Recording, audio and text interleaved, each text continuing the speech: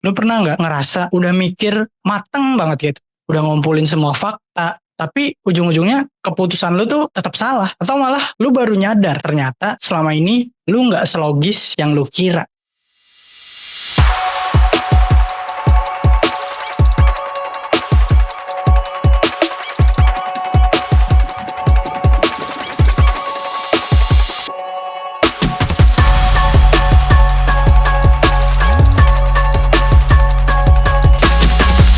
Gue juga sering kayak gitu. Karena kita tumbuh di era yang ngajarin buat think smart lah. Tapi ternyata otak kita justru sering menjebak kita. Dan bukan karena kita yang bodoh, tapi karena ada sistem dalam otak yang justru menghemat energi berpikir kita. Hari ini kita akan bahas gimana bias-bias kognitif atau cognitive bias bikin kita nggak rasional. Dan gimana orang marketing, bisnis, atau bahkan pasangan lu sendiri bisa memanfaatkan itu. Buat teman-teman yang ngikutin beberapa episode ke belakang dari Develop, mungkin familiar sama kata-kata ini. Gue sering banget bilang bahwa kita tuh harus berpikir secara logis, rasional, berbasis fakta, scientific, dan lain-lain gitu. Karena cuman itu cara paling sehat buat bikin keputusan yang bagus. Tapi kenyataannya, berpikir logis tuh nggak sesederhana kayak ayo mikir pakai otak gitu. Karena ternyata ada tantangan bawaan nih dalam diri kita yang secara biologis bikin kita susah banget jadi rasional 100%. Nah, itu disebut cognitive bias. Cognitive bias adalah penyimpangan sistematis dalam cara otak kita berpikir. Jadi otak kita tuh punya kayak shortcut gitu, biar cepat ambil keputusan. Kadang berhasil, kadang malah membelokin kita jauh dari kenyataan. Dan lucunya semua orang tuh kena, termasuk gua, lu, dan bahkan orang paling cerdas di dunia pun bakal kena sama namanya cognitive bias. Coba deh kalian ingat-ingat, pasti beberapa kali dalam hidup kalian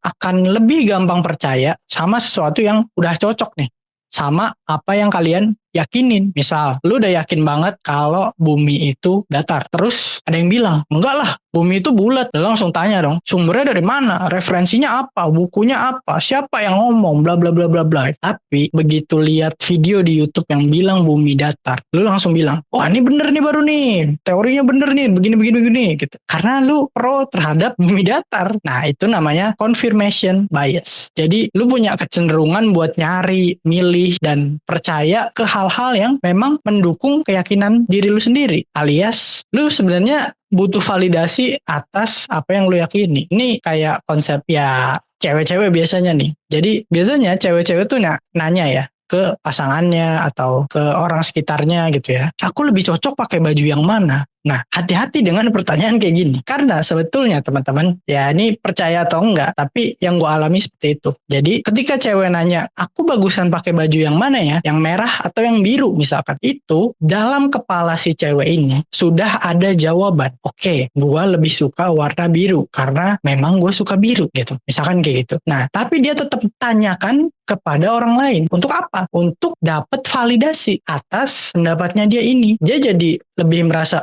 oh iya ya ternyata pilihan gue ada yang setuju nih. Gitu. Nah itu sama kayak confirmation bias tadi. Ketika lu percaya bumi datar dan ada yang bilang bumi itu bulat, lu langsung bantah. Dan tapi ketika lu nemuin satu video yang bilang bahwa bumi itu memang datar, lu langsung bilang, nah ini baru bener gitu. Jadinya sangat-sangat bias gitu, sangat-sangat nggak, sebenarnya jadi kayak kabur gitu. Pemahaman lu, logika lu, cara berpikir lu itu jadi blur lah gitu, jadi ngawang sebenarnya. Dan itu juga mirip sama ada namanya ostrich bias atau bias burung unta. Jadi burung unta kan tuh suka nyelupin kepalanya ke pasir gitu ya, seolah-olah dia tuh menghindari ancaman gitu. Nah kita kan juga sering kayak gitu, hindarin fakta yang nggak enak, cuman karena kita udah terlanjur nih suka sama sesuatu. Misal lu udah invest nih di produk A, tapi muncul nih berita produk A itu mau anjlok. Nah, bukannya nyari tahu kebenarannya, tapi lu malah skip nih soal berita itu. Padahal realitanya kan nggak bakal berubah. Mau lu nggak nyari tahu, mau lu skip berita itu,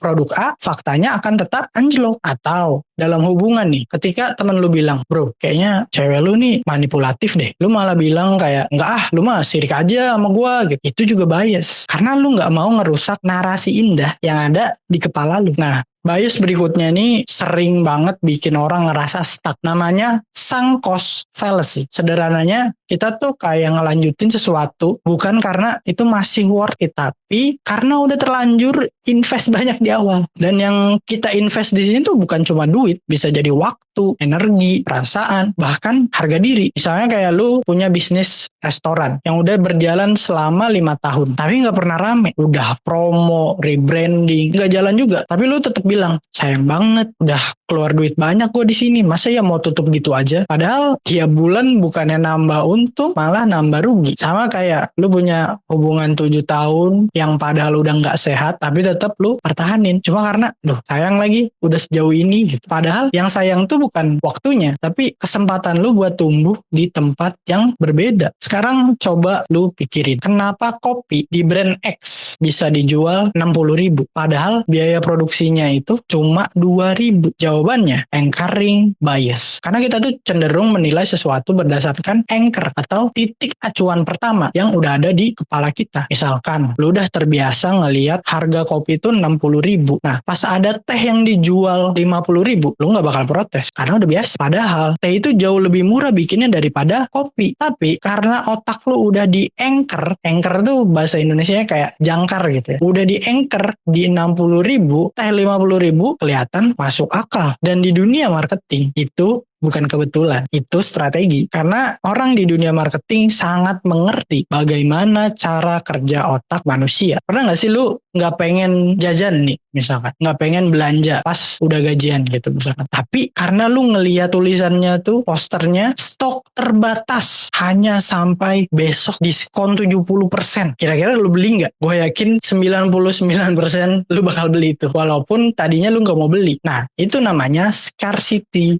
bias. Ketika kelangkaan bikin sesuatu terasa lebih berharga. Brand-brand kayak Supreme itu hidup dari strategi seperti ini. Mereka sengaja ngurangin supply, cuma jual sebagian kecil dari total permintaan. Hasilnya gimana? Produk mereka akhirnya jadi rebutan. Dan yang gak kebagian malah minta bantu promosiin Gretong. Dan yang gak kebagian malah bantu promosi gratis lewat word of mouth atau dari mulut ke mulut. Dan ironisnya, semakin sedikit yang bisa beli, semakin banyak orang yang pengen beli. Karena manusia tuh punya satu ketakutan yang mendasar banget, yaitu FOMO, fear of missing out. Nah, FOMO ini adalah salah satu mesin penggerak nih bagi orang-orang marketing dalam abad ini. Dan bukan cuma itu, ternyata ada lagi nih bias yang paling sering kita lihat, yaitu social proof bias. Intinya, kalau banyak orang yang ngelakuin, pasti itu bener. Padahal kan belum tentu. Contohnya kayak lu tadinya nggak niat nonton konser band X misalkan. Tapi ketika temen kosan lu ngajak, temen kelas ngomongin, timeline sosmed lu rame tentang band itu, tiba-tiba lu jadi pengen juga. Padahal tadinya lu nggak peduli. Bahkan lu nggak tahu ini bandnya musiknya seperti apa gitu. Nah, itu contoh social proof bias bekerja. Dan di era digital, social proof itu bisa jadi senjata utama. Karena para pemilik brand nggak cuma hire artis buat jadi brand ambassador, tapi juga nyebarin opini lewat influencer kecil di berbagai circle sosial. Tujuannya apa? Biar lu ngerasa semua orang di sekitar lu suka brand ini. Padahal itu bisa aja cuma bubble kecil di tempat lu nongkrong. Ya setelah lu tahu semua bias yang gue sebutin tadi, lu mungkin ngerasa kayak, waduh, dari selama ini kita korban iklan ya, korban marketing ya. Enggak juga sebenarnya. Karena sadar sama bias bukan buat jadi orang yang sinis, tapi biar kita tuh bisa lebih sadar saat mengambil keputusan. Kita nggak bisa 100% berpikir rasional, tapi kita bisa lebih sadar kapan kita lagi nggak berpikir rasional. Kalau lu marketer, lu bisa pakai pengetahuan yang gue kasih tadi buat bikin strategi yang lebih manusiawi. Nggak cuma ngejual, tapi ngerti cara berpikir customer lu. Dan kalau lu customer, lu bisa jadi pembeli yang lebih cerdas. Yang tahu kapan keputusan lu digerakkan oleh emosi, bukan logika. Karena pada akhirnya tujuan dari berpikir logis itu bukan buat jadi dingin kayak robot, tapi buat tetap punya kendali atas diri lu sendiri. Karena kadang yang paling bahaya tuh bukan orang yang bohongin kita, tapi otak kita sendiri yang terlalu cepat percaya. Karena belajar bertumbuh itu bukan buat jadi sempurna, tapi buat jadi makin sadar cara kita mikir dan cara kita hidup. Gua Rizal Ahmad Rianto, thank you udah dengerin sampai akhir. Inilah Develop dari Kreatif Bertumbuh Podcast.